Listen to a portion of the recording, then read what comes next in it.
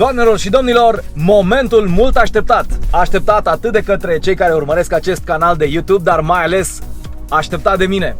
După 3 ani de posesorat Audi Q7, iată-mă în noua generație, facelift de această dată. Ce pot să spun este că am așteptat foarte multă vreme să am această ocazie și, într-adevăr, cei de la DNC din Oradea mi-au pus la dispoziție noul Audi Q7 facelift pentru un weekend, așa că o să mă bucur de întreaga experiență, reamintindu-mi practic cum este să fii posesor de Audi Q7. Pentru că da, am avut mașina din prima generație, însă cu un pachet deosebit V12 și cu mici accente apt în perioada 2016-2019. Acela era un model din prima generație, fiind fabricat în 2008 și ulterior modificat în jurul anului 2010. În ceea ce privește noua generație, sunt foarte multe lucruri schimbate. Am avut ocazia doar să intru în interiorul unui Q7 din a doua generație, însă mi se pare de departe o reușită ceea ce conduc eu astăzi. Reușit a fost proiectul încă de la început. Audi Q7 a fost fabricat începând cu anul 2006 și timp de aproape 10 ani nu i s-a adus, în afară de un facelift undeva în 2010, absolut nicio modificare. A continuat să fie un bestseller pentru că cei de la Audi au considerat că SUV-ul, care se poate plia pe orice tip de client, și cel care conduce în oraș, și cel care conduce în afara orașului, și cel care este mai sportiv, mai dinamic, dar și cel care este familist și are de cărat până la 7 persoane și foarte multe bagaje, toți își găsesc un partener de drum foarte bun, zic eu, în Audi Q7. În ceea ce mă privește, am avut motorizarea de 3 litri diesel și aici mare lucru nu se schimbă, pentru că rămâne același propulsor, însă îmbunătățit. Ce-i drept acum nu se mai numește 3.0 TDI, existând o nominalizare destul de confuză pentru cei care nu urmăresc îndeaproape fenomenul Audi, în sensul că avem variantele 45 TDI și 50 TDI în aceeași motorizare de 3 litri diesel. Pentru 45 TDI vorbim despre 231 de cai putere, este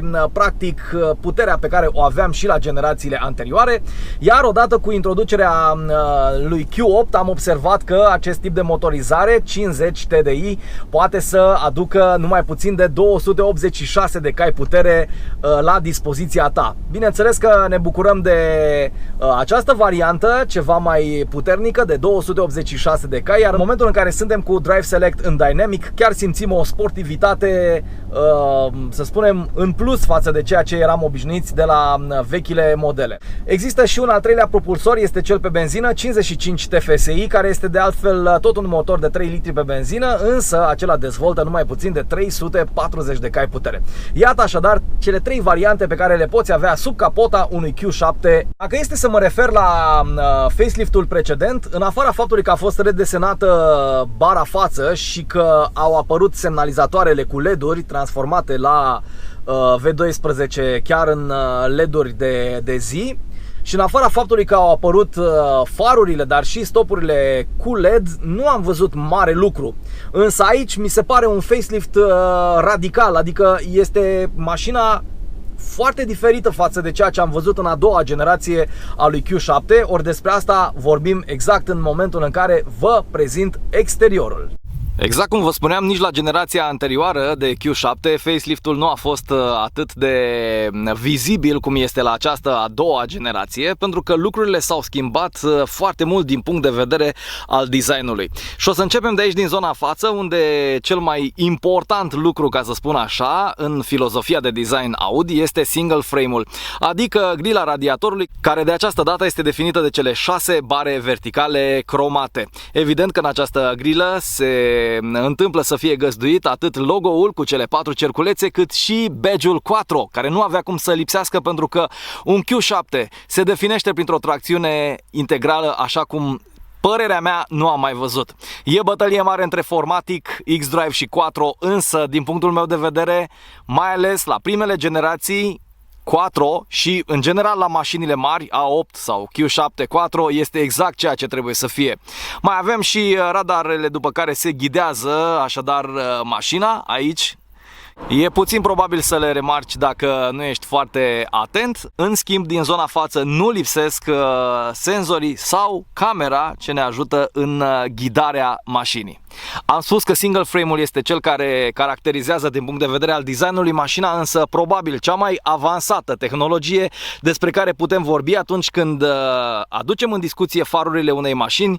Într-adevăr, la Audi, farurile Matrix au făcut în așa fel încât lucrurile să devină mult mai simple, mult mai clare. Nu numai că are o luminozitate mult mai mare, e probabil de 2 ori mai eficient acest far Matrix decât unul clasic, dar știe să pună în cont de umbră mașina care rulează în fața ta. Dacă simte nevoia să deschidă faza lungă, o va face în așa fel încât să nu-i deranjeze pe cei care vin din sens opus și, bineînțeles, va evita să pună lumină foarte mare pe panourile informaționale de pe marginea șoselelor sau autostrăzilor pentru a nu te orbi pe tine, cel care ești la volan. În zona de față mai observăm așadar o combinație interesantă de materiale și culori. Predomină negrul Orca, cel care este culoarea definitorie a mașinii, zonele cromate pentru single frame și logo-ul Audi, dar și o bucată de culoare deschisă, argintie, ceea ce subliniază până la urmă spoilerul față, unde vedem că mașina respiră, mai ales în zona ei din stânga. Sub capotă, spuneam, 3 tipuri de propulsoare, cel diesel în cele 2 variante ale sale de 231 sau 286 de cai și cel pe benzină de 340 de cai.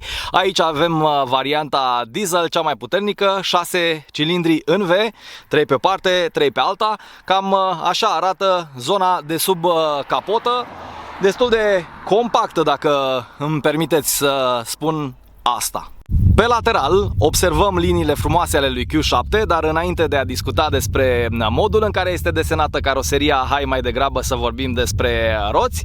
Avem jante cu 5 spițe duble și ornament mat. Pe 21 sunt Audi Sport, așa cum indică și specificația lor, iar anvelopele cu care vin încălțate sunt Continental. Pe 21 am avut și eu roțile de vară, pe 19 cele de iarnă. Este probabil combinația cea mai bună pentru o astfel de mașină, care, exact cum vă spuneam și în prezentarea inițială, beneficiază de pachetul S-Line. E destul de important să ai la un Q7 S-Line pentru că o să îl facă ceva mai frumos, ceva mai arătos. În zona laterală, așadar, avem oglinzile retrovizoare cu efect anti-orbire în culoarea caroseriei, includ semnalizatorul. Vedem părțile vitrate încadrate de acest element de design cromat, zonă cromată și în partea superioară, unde avem barele longitudinale pe care se montează cele transversale pentru a putea monta, evident,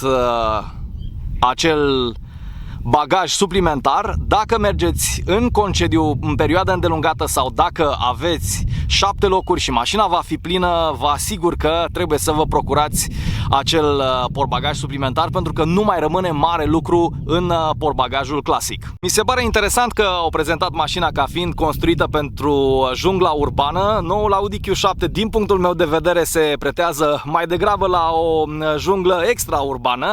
Da, ok, poți să-l folosești și în oraș, e un pic mai greu, e la fel ca orice altă mașină cu gabarit mare în zona de parcare sau în zona de a te strecura prin trafic, dar în rest este destul de agil. Îmi place grozav comoditatea cu care mergi pe autostradă, spre exemplu, și poți folosi mașina în off-road fără nicio emoție. În partea de jos, pe lateral, mai avem un bandou de protecție în zona portierelor care are inscripția Quattro, să ne reamintească din față până în spate faptul că tracțiunea integrală de la Audi, care a împlinit numai puțin de 40 de ani, este aici împreună cu noi și e gata să ne scoată din absolut orice situație. Pentru uși, keyless entry, keyless start pentru mașină, însă un lucru care mie mi-a lipsit la Q7 și pe care mi l-aș dori: soft close. Nu mai trebuie să trântești ușa de nicio culoare. Și Apropo de culoare fumurie, dacă pot să spun așa, Privacy Glass, atât pentru zona geamurilor din spate, cât și pentru lunetă. E o mașină cu o formă frumoasă, o aerodinamică ok din punctul meu de vedere. M-a atras întotdeauna modelul Q7, mi l-am dorit chiar înainte de 2010, exact când era în vogă primul model. Din acest punct de vedere al body shell-ului, am putea spune că nu s-a schimbat mare lucru, adică în afară de zona față și zona spate pe lateral nu vezi o schimbare radicală. Însă în zona spate îmi place să văd această pleoapă aerodinamică ce ascunde și a treia lampă de stop. Din nou avem niște blocuri optice cu un joc extraordinar pe perioada de noapte. Este ceva inegalabil și extraordinar. În ceea ce privește stopurile, ele sunt preluate de la fratele A6 și sunt unite din ceea ce vedem de o nouă bandă cromată. Subliniază, aș putea spune, nu numai această zonă mediană a spatelui, unește nu numai cele două blocuri optice spate, ci pur și simplu vorbește despre lățimea mașinii. În zona inferioară putem să vedem o bară spate pregătită să ne ducă în off-road sau în all-road, dar și niște chestiuni de design pentru gurile de evacuare. Spun doar design pentru că, din păcate, aici nu se găsește nimic. O să observați că mâna mea nici nu mai înaintează, este doar un capac de plastic, evacuarea adevărată a mașinii fiind undeva de desubt. În ceea ce mă privește, am avut într-adevăr un sistem de evacuare foarte prezent, destul de deranjant pentru cei care ocupau ultimele două locuri din spate când mergeam în 7 persoane. Despre acest model pot să vă spun că este foarte silențios și chiar și la turații mai mari nu mi se pare deranjant absolut deloc. Din zona de spate au fost date jos inscripțiile privind modelul și motorizarea, însă, așa cum vă spuneam, eticheta Quattro nu are cum să lipsească. Hai să aruncăm o privire și în portbagaj, unde spuneam că este destul de mult loc, poți să mergi și la cumpărături, poți să faci absolut ceea ce vrei tu, e spațiu suficient de mare. Nu avem cele două scaune suplimentare, avem și retractare electrică pentru acest cover al portbagajului. Eu la mașina mea l-am dat jos, sincer, tocmai pentru a crește capacitatea de încărcare și aici nu avem o plasă care să îi protejeze pe cei de pe bancheta din spate. Eu am dat jos și acea plasă, adică a fost o mașină, să spun, și utilitară. Rămân featuring-urile importante, să spun, acelea de a agăța plasa de cumpărături aici și de a urca sau coborî mașina pentru a avea un prag de încărcare cât se poate de prietenos, ceea ce mi-a plăcut întotdeauna la Audi. Soft close și pentru portbagaj, acționat așadar prin acel buton. Am văzut și camera de spate, de altfel mașina este foarte vigilentă când vine vorba de tehnologii, pentru că este înconjurată de senzori și va reacționa foarte rapid în momentul în care constată că ne apropiem mult prea tare de un obstacol. Pentru că am discutat despre zona portbagajului, vă invit în zona banchetei din spate, unde o să observăm pielea perforată bej, foarte drăguț interiorul atunci când este combinația aceasta de culori. Mă refer la culoarea deschisă pe care foarte multă lume o caută, mult spațiu la picioare pentru ocupanții locurilor din spate. Aici, într-adevăr, putem să ducem 3 persoane adulte, nu e nicio problemă. În alte cazuri, la mașini mai mici, situația nu permite, pentru că practic scaunul din mijloc este mai mult o cotieră. De altfel și aici avem o cotieră, la fel cum aveam și eu la modelul meu. Hai să vă arăt cum putem transforma o banchetă într-un two-seater, adică loc pentru 2. Avem cup holdere, le putem ascunde frumos și putem să rabatăm bancheta în diferite moduri pentru a avea o încărcare suplimentară. Nu avem un tunel foarte deranjant aici, tocmai de aceea vă spun că a treia persoană poate să stea fără probleme și avem afișaj digital pentru climatronic, ce este pe 2 zone în spate și pentru alte 2 zone poate fi controlat de acolo din față. Deci avem aer condiționat pe 4 zone. Ceea ce mi-a plăcut și la mașina mea, dar și la aceasta, este prezența plafonului panoramic, foarte frumos. elegant. Te poți proteja de soare și cu acest parasolar care poate fi acționat electric de acolo din zona de sus față, însă acum vă invit pe locul șoferului pentru a da viață mașinii și pentru a vedea care este de fapt marele secret, marea noutate de la interior. Combinație foarte tare de materiale, atât pe fața de ușă cât și în interior. Cauciuc moale, plăcut la atingere, inserție lemn eucalipt, piele întoarsă, piele normală și un plastic un pic mai dur, dar foarte plăcut la atingere, nu e de categoria aceea zgrunțuroasă, brută. Toate butoanele pentru a seta scaunul sau pentru a activa închiderea centralizată sunt aici în zona superioară. Avem un mâner care adăpostește așadar reglarea oglinzilor și acționarea electrică a geamurilor față-spate, plus butoanele pentru child safe, adică pentru a-i proteja pe cei mici să nu cadă din mașină, Doamne ferește. Tot ce se mai păstrează din interior este doar această zonă superioară a bordului, pe care am regăsit-o și la generația a doua a lui Q7. Este cel în care se găsesc gurile de aerisire. În rest, putem spune că tot interiorul a fost schimbat și a fost implementat practic ceea ce am văzut pe Q8. Avem aici două ecrane tactile, butoanele sunt haptice, apeși și vei simți o reacție imediată pe ecran, pentru că vibrează, avem radio, media, telefon, avem evident navigație. Îmi place că este în limba română, avem aplicațiile telefonului, avem informații despre vehicul, Audi Drive Select pe care îl poți acționa de altfel manual și de aici. Avem în ceea ce privește posibilitățile de rulare modul Dynamic în care eu am circulat, dar putem să mergem pe individual, Efficiency, Comfort, Auto, dar și All-road sau off-road pot fi alte variante pentru noi în funcție de zona în care ne deplasăm. Avem indicatoare pentru autovehicul, sunt așadar cele care ne indică altitudinea, de asemenea poziția pe hartă, poziția GPS, nivelul de ridicare al mașinii și gradul de înclinare, 2 grade, 4 grade, uite, 0 grade, depinde de zona în care ne aflăm. Tot aici mai avem asistenții de eficiență cu indicațiile predictive și cu indicațiile de economisire, niște setări pentru scaun, da, care poate fi modificat sau reglat și digital. Ceva despre climatizare, ca să vedem cum facem sincronizarea față-spate, dacă dăm aerul condiționat la maxim sau dacă îl oprim. Avem asistentul la parcare, care o să ne dea un volum sonor față și un volum sonor spate. Aici sunt pe mediu.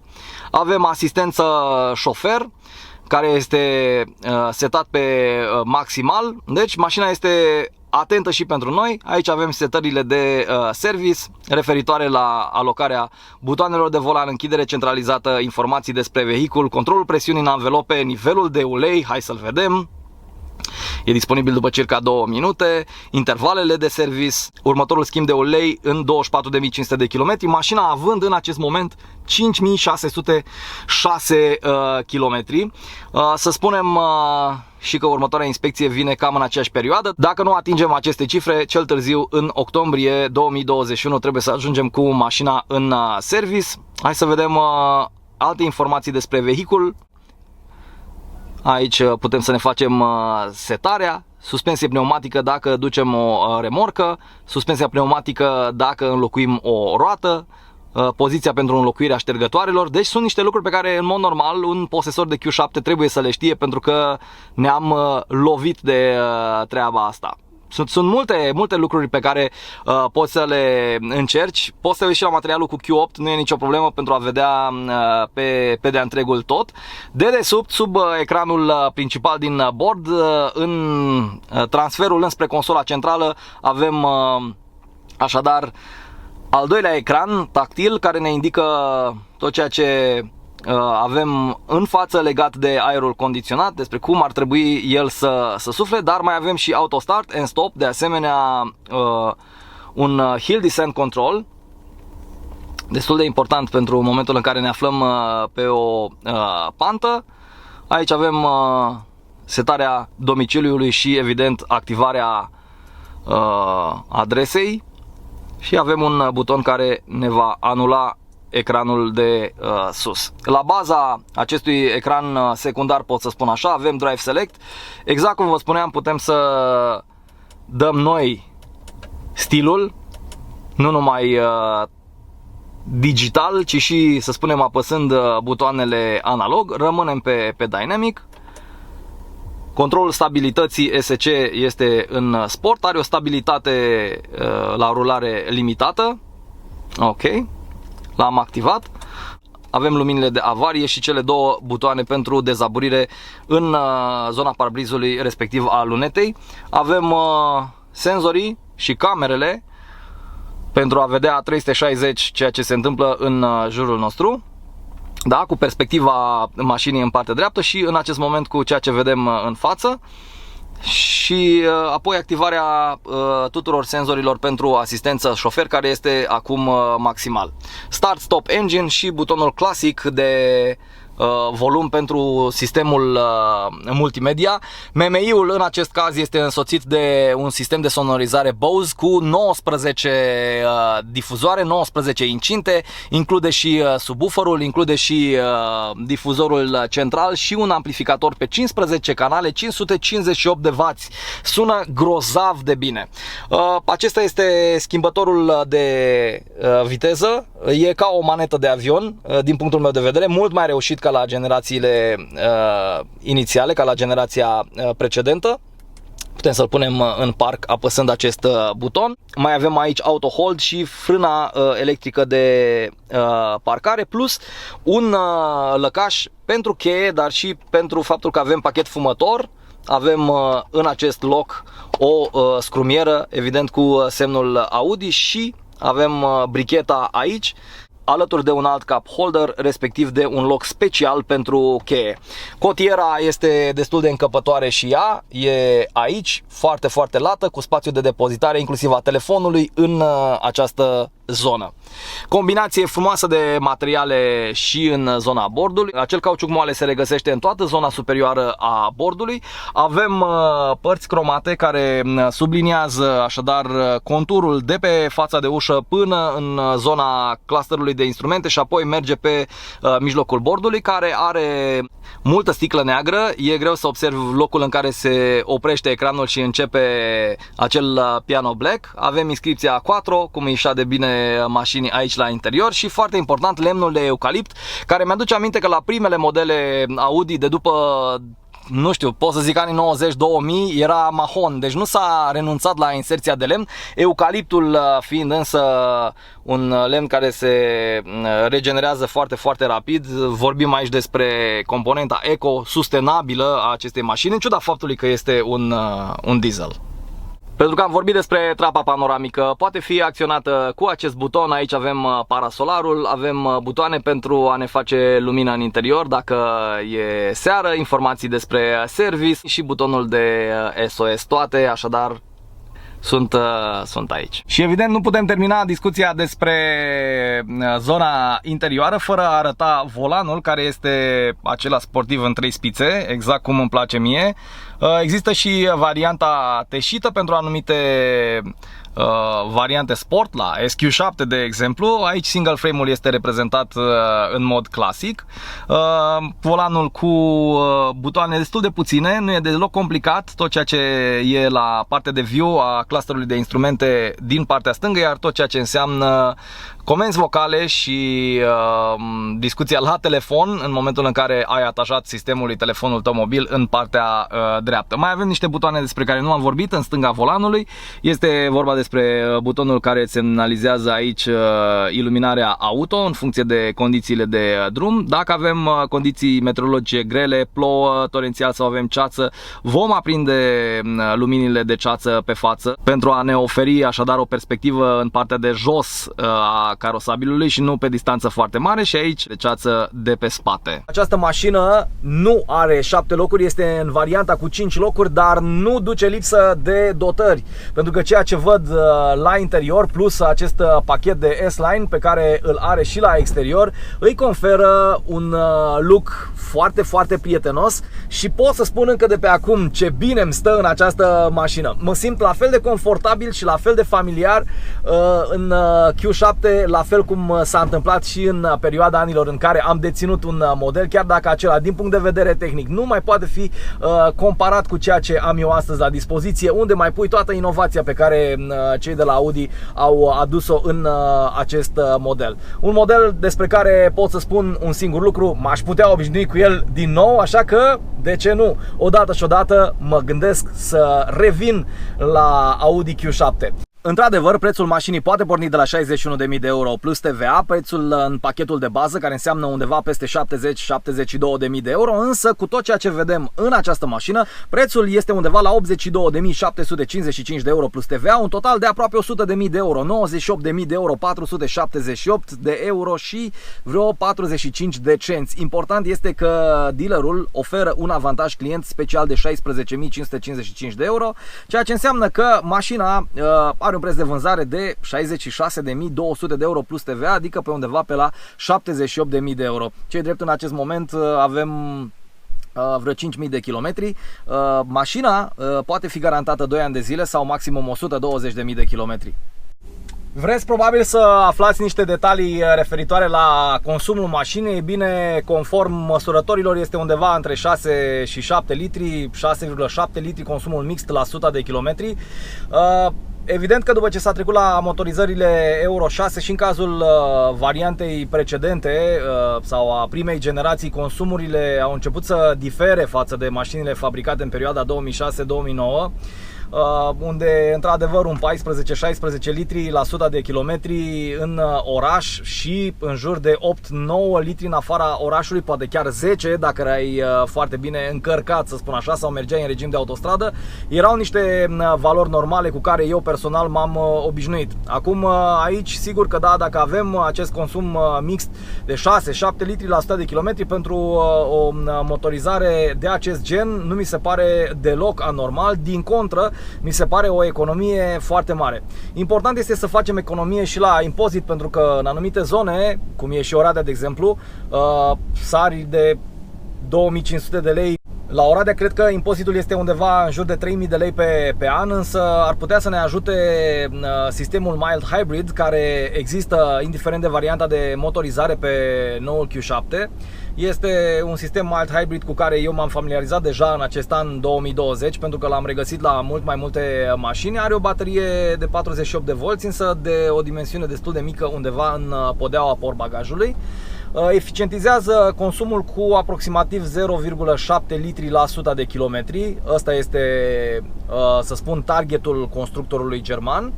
Și de asemenea poate să decupleze motorul termic la viteze mici, sub 22 de km pe oră, însă și atunci când suntem între 55 și 160 de km pe oră, există momente în care în bord îți apare indicația sub forma unui LED că trebuie să iei piciorul de pe accelerație, cu o săgeată și cu un pantof. În momentul ăla e posibil ca mașina să meargă în coasting și acest generator starter, care ne ajută și la auto start and stop, să ne împingă mașina înainte, fără a mai fi nevoie de un consum de carburant, ceea ce eficientizează așadar lucrurile din acest punct de vedere. Altfel, atunci când ai un sistem quattro, nu ți-e frică de absolut nicio condiție, pe uscat, pe asfalt umed, de asemenea pe gheață sau zăpadă, poți să mergi cu mașina fără nicio emoție. Știu din zilele de iarnă în care ningea foarte tare cu o viteză de 70 de km pe oră, în cazul unui carosabil acoperit cu zăpadă, nu este nicio emoție sau nu e niciun pericol pentru cel care conduce o astfel de mașină și nici pentru pasagerii săi. Îmi place că Audi a păstrat așadar eleganța, a păstrat tot ceea ce înseamnă lux și plusul de valoare pentru Audi Q7. Interiorul așadar schimbat după modelul Q8. Avem ecranele tactile de 10 inch, avem într-adevăr și un instrumentar de bord de asemenea digital. Este o mașină pe care n-ai cum să nu ți-o dorești în cazul în care știi că drumurile tale nu se limitează doar la a merge în oraș sau pe distanțe scurte în afara orașului. Naște în tine spiritul aventurier, dar îți și dă așa un confort, o siguranță. Vă spun pentru că deținând foarte mult timp o astfel de mașină, chiar dacă din generații anterioare, e o experiență pe care aș vrea să o repet și cu o tehnologie updatată. Poate că ar mai trebui să spun că în cazul acestei mașini avem all-wheel steering, adică nu numai tracțiune integrală, ci și faptul că virăm cu toate roțile, ne ajută în momentul în care trebuie să ne încadrăm pe viraje strânse și să rămânem evident pe carosabil la viteze mai mari, dar și în momentul în care trebuie să întoarcem mașina în spații mai puțin prietenoase, o să vedeți că trebuie mult mai puține manevre decât ați face cu mașina clasică, cea din prima generație. Audi Q7 rămâne una dintre mașinile mele preferate pentru că are capacitatea aceea de a fi o balenă, de a transforma spațiul interior într-unul suficient atât pentru membrii familiei sau pentru gașca de prieteni, putând să duci până la 7 persoane, dar și putând să duci tot soiul de materiale sau de bagaje, pentru că ai un volum de încărcare foarte, foarte mare și zic că din acest punct de vedere mașina este prietenoasă. Îmi place specul mașinii, într-adevăr combinația asta de culori de la interior, unde avem și inserția de lemn de eucalipt, dar și bejul Saiga, cel care se regăsește pe tapiseria din piele a scaunelor, îi conferă un aer special, există acel touch personal. Poate ceea ce îi lipsește acestei mașini este, din punctul meu de vedere, configurația cu 7 locuri, pentru că asta ți-ar da o și mai mare flexibilitate, dar în rest nu am ce să-i reproșez. Chiar dacă prezentarea se oprește aici, experiența mea cu Q7-le continuă. Audi Q7 în varianta sa facelift, pus la dispoziție de dealerul DNC din Oradea. Ne oprim așadar aici cu promisiunea că revin în doar câteva zile cu un alt material interesant. Rămâneți pe aproape, drumuri bune, vacanță plăcută în cazul în care și pentru voi a început sezonul estival, sezonul concediilor.